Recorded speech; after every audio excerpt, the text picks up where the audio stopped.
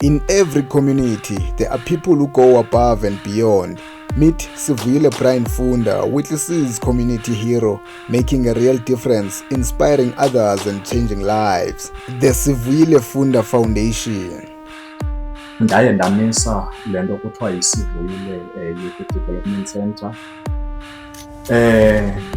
Specialize ngosport. Sport ibe ngoskill, ibe ngopart culture. Football. So ndizamile ke ndizama ke players esuka apha kuthi uTC. Ndaye ndifumana ke ngone-players zezinye province. Bazi ndithetha nawe ngoku nazo i-players esuka eMajoburg. Ndinazo ezaseMadebhe. Ndinazo ezaseKapa. Ndinazo ngoku nezangaphandle apha e-SA. Umzekelo, ndikwenzela umzekelo, ku-PSL ndine-players ezimbini. Ndiphinde futhi napha kunokuMotsepe Foundation. Zininzi ke players zami uyabona endiboleke ii-teams ezidlala u-ABC uMotsepe League. eJoburg ndine-players zami endibolekise ngazo phaa. eKapa ndine-players endibolekise ngazo. Apha e-Eastern Cape kulo ABC walapha kwiitim ezikhompyuthayo ndibe ne-player ndikwenza umzekelo ndibe ne-player ukwenza umzekelo ngee-players zami ziyi-2 ezangaphandle apha e-SA. Like umzekelo ndine-player enguPrince uyabona Ismail. uPrince Ismail udlala phi? Udlala eGermany kwileague yaseGermany uyayibona. WaseNigeria but udlala eGermany kwileague yaseGermany kwi-top league yaseGermany uyayibona. Yenye iplayer ephantsi kwale NPO yakho. Ndiphinde futhi ndibe ne-player uyabona uFelix Orode. Yena ke waphi?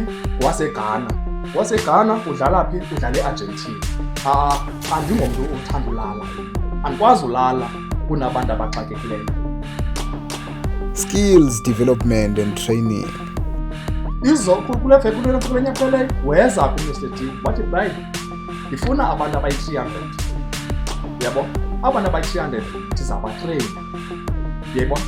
Ndizabatreyina bafumane u-E, bafumane u-D, bafumane u-C we-security uyayibona. Zezinye zee-training endizifunayo for zincedise aba bantu uyayibona bangasebenziyo. Ndade ndaphume uthi sindaye nasemakomane uyayiva. Ndiyile emakomane ndathatha abantu abathile ndiyile ezibeleni ndiye eMalinge because kaloku abantu basengxakini. But ndithetha nawe nabo bantu bayi-300 ndindabafaka phaya for i-training ye-security. Abayi-200 bebesebenza kuloo system. Abantwana ndiyabathatha aba bangapasanga kakuhle kwenze babalungise ezaa subject uyayibona. Umntana angayipasanga uyayibona. Arts and culture. Ndinomntu ukuthi mazize e-Eastern Cape ngonyaka.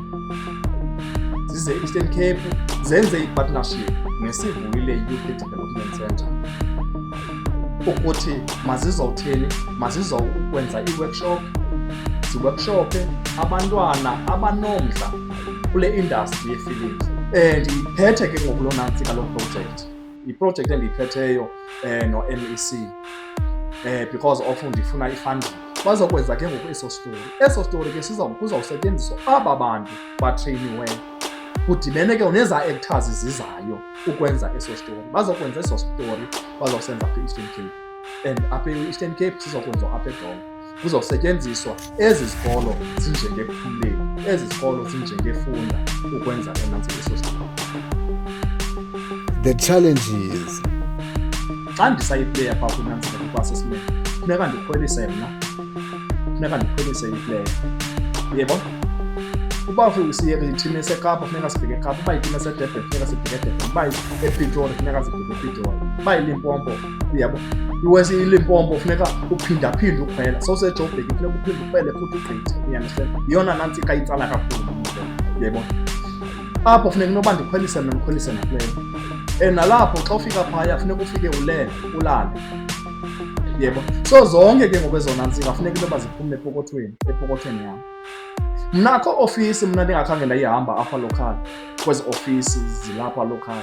Akho office mna ndingakhange ndayihamba but kunzima uncedakala. Akho office ndingakhange ndayihamba. Ndiske ndikhethe kwa aba bantu banebhizinesi.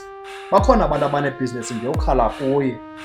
Bakhona omnye athi hayi man Brian man ndakuncedisa nje apha kwi-transport uyayibona.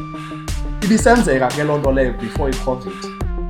What is next for the project? Kunenantsika ndineveki ndifumene ezinye ii-investors from enantsini eDurban. Brian, sifuna ukuza eWithLC sizophucula iWithLC. Ezona projekthi zinkulu ezifunwa zezana zii-investors bafuna ukuzomisa imall eneshop ezi-120. Catch the inspiring story of Sivuyile Brian Funda, WithLC's community hero, on the 5th of March 2026 at 10 a.m. on WithLC TV, the pride of WithLC.